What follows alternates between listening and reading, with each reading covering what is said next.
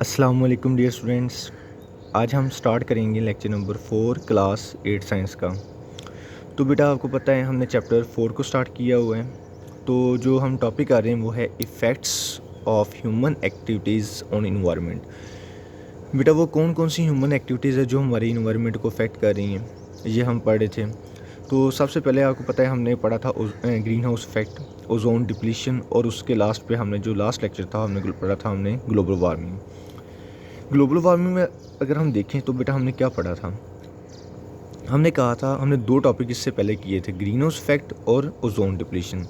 हमने कहा था ग्रीन हाउस इफेक्ट और ओजोन डिप्लीशन की वजह से बेटा जो आपके पास इन्वायरमेंट का, जो आपके पास अर्थ का जो टेम्परेचर इंक्रीज़ हो रहा है उसे हम बेटा कह रहे थे ग्लोबल वार्मिंग। बेटा ग्रीन हाउस इफेक्ट क्या है, ओजोन डिप्लीशन क्या है, हमने इसको अच्छी तरह हमने पढ़ा हुआ है। तो अब जो हम पढ़ेंगे वो है आपके पास एसिड रेन।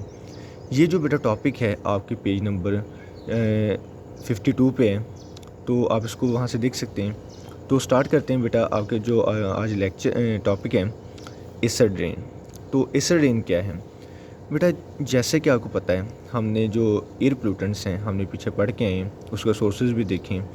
तो हमने 3-4 इसके एयर पोल्यूटेंट्स देखे, जैसा कि सल्फ़र डाइऑक्साइड था, ऑक्साइड्स ऑफ नाइट्रोजन थे और कार्बन डाइऑक्साइड था।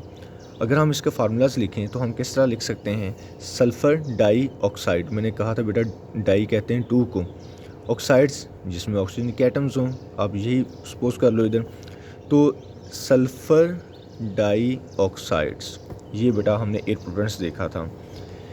ऑक्साइड्स ऑफ नाइट्रोजन बेटा मैंने कहा था आपको बताया हुआ है, दो ऑक्साइड्स नाइट्रोजन के दो ऑक्साइड्स होते हैं, एक होता है नाइट्रोजन मोनोऑक्साइड और एक होता है नाइट्रोजन डाइऑक्साइड। ये दो ऑक्साइड्स थे। लास्ट पे बेटा हमने पढ़ा था कार्बन डाइऑक्साइड, ये बेटा आपने मोस्टली सुना होगा CO2।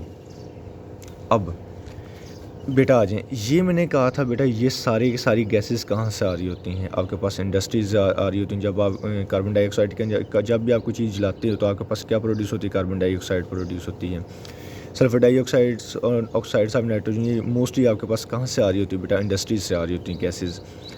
अब ये जो बेटा गैसेज़ जाती हैं जब हमारे एटमॉस्फेयर में, तो क्या होता है, अब ये गैसेज़ रिएक्ट करती हैं वाटर वेपर के साथ।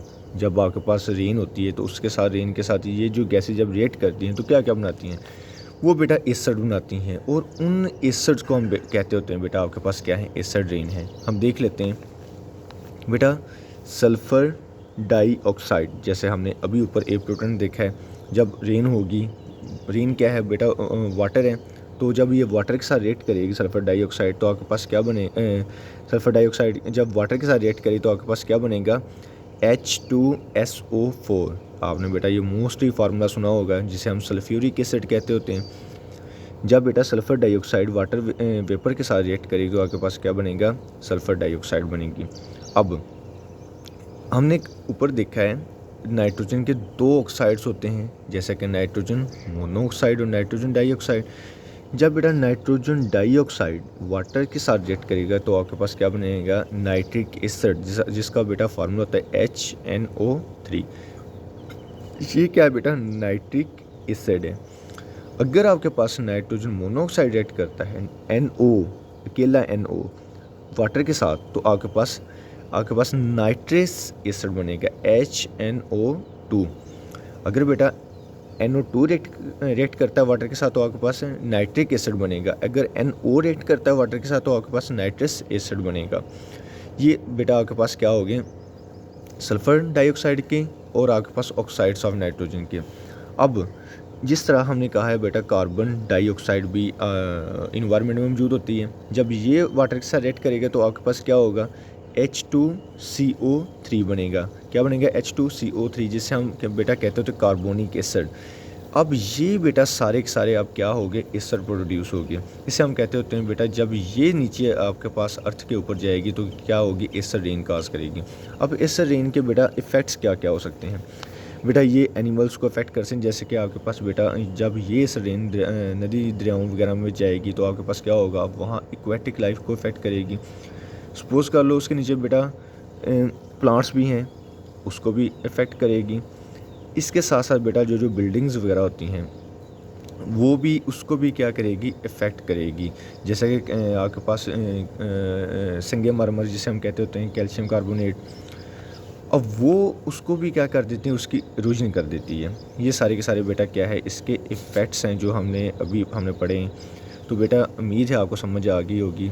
ये जो टॉपिक है आपने बेटा आपकी बुक पे बेटा पेज नंबर 52 पे है, आपने इसको अच्छी तरह करना है और इसको बेटा आपने लिखना है और लिख के आपने सैटरडे को स्कूल में सबमिट करवाना है। ओके बेटा, अल्लाह हाफ़िज़।